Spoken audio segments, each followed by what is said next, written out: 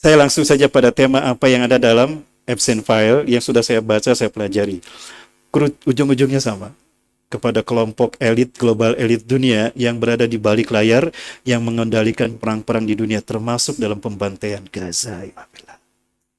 Ketika pembantaian Gaza. Kita lihat siapa mereka.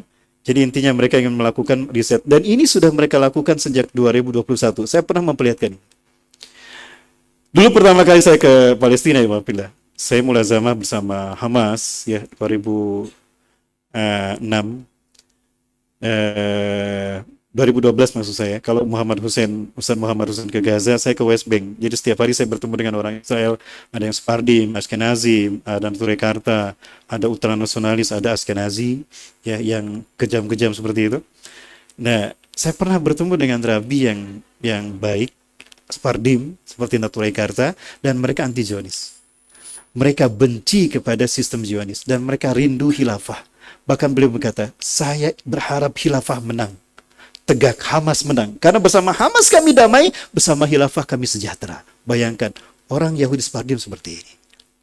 Dan mereka lah yang membongkar kejahatan Zionis Yahudi dalam program Bilderberg yang mereka ingin meriset peradaban kita dimulai 2021. Goalnya 2030. Mereka berharap menang di tahun 2030. Namun apa yang terjadi? Mereka mendapatkan kendala di angka 2026, 2027, dan 2028. Baik, kita lihat dulu apa yang dikatakan oleh orang Yahudi Sephardim. אני מחזיק לפניי מסמך של האו"ם, New World Order, UN Agenda. אני אומר לכם ישר את התרגום. סדר עולמי חדש של האו"ם בין השנים 2021 עד 2030. לא תאמינו מה שתשמעו. תתכוננו. קחו אוויר, תנשמו, ואל תתייאשו, יש אלוהים למעלה.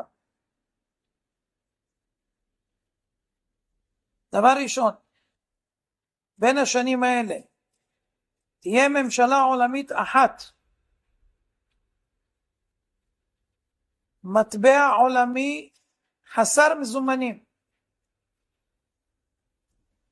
בנק מרכזי עולמי, צבא עולמי אחד, סוף הריבונות הלאומית, סוף כל הריבונות הלאומית, סוף כל הרכוש בבעלות פרטית,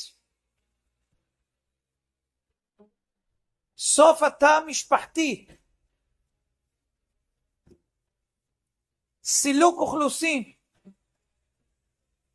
שליטה בגידול האוכלוסייה וצפיפות האוכלוסייה, חובה מרובה בחיסונים,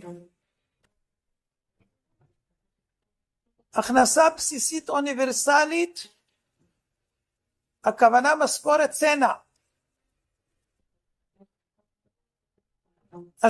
השתלת מיקרוצ'יפ לרכישה, נסיעות, מעקב ובקרה,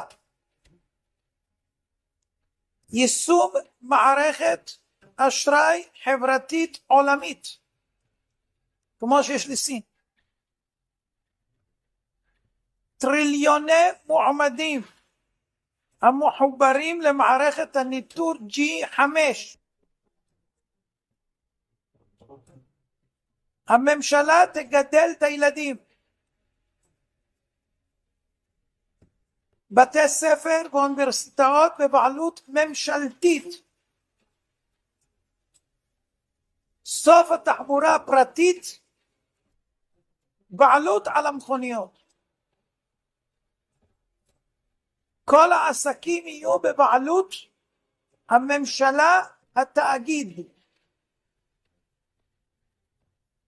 הגבלה על מה שלא חיוני בטיסות, בני אדם ירוכזו באזורי התיישבות אנושית, ערים, סוף ההשקיה, סיום המשק הפרטי, החי והמרעה, סוף הבתים המשפחתיים, שימוש מוגבל בקרקע המשרתת צרכים אנושיים, איסור של תרופות טבעיות שאינן סינתטיות ורפואה נוטורופטית, וסוף דלק מאובנים. עד כאן המסמך. מי שמבין, אנחנו נתגעגע לפרעה. Pernyataan dari seorang Yahudi Pardim, dan kalau saya catat seperti ini, apa yang disampaikan tadi. Sekali lagi, sebetulnya di tahun 2021 sudah dicanangkan. Nah, pencanangan ini itu dilakukan dalam pertemuan-pertemuan rahasia, ya, dan para petinggi negara hadir. Pertemuan ini bernama World Economic Forum, yang kemudian kemarin Prabowo hadir, Presiden RI. Hasil salah satu dari klausul pertemuan tadi adalah apa? BOP, Board of Peace. Betulkah demikian para sekalian? Tidak, itu kamuflase. Buktinya, setelah ditandatangani apa yang terjadi? Gaza tetap dibantai. Bahkan sekarang mereka melakukan senjata yang bisa memanaskan sampai 3.500 derajat Celcius, sehingga orang-orang Gaza yang ditembak dengan senjata itu hilang tanpa jejak. Tidak ada jejak tubuhnya sedikit pun. Menguap, para sekalian. Biadab. Bahkan lebih kejam lagi. Apakah ini yang disebut dengan Board of Peace, para sekalian mati Allah? Apalagi biaya untuk pendaftarannya menggunakan uang dari mana? Dari? Ya itu.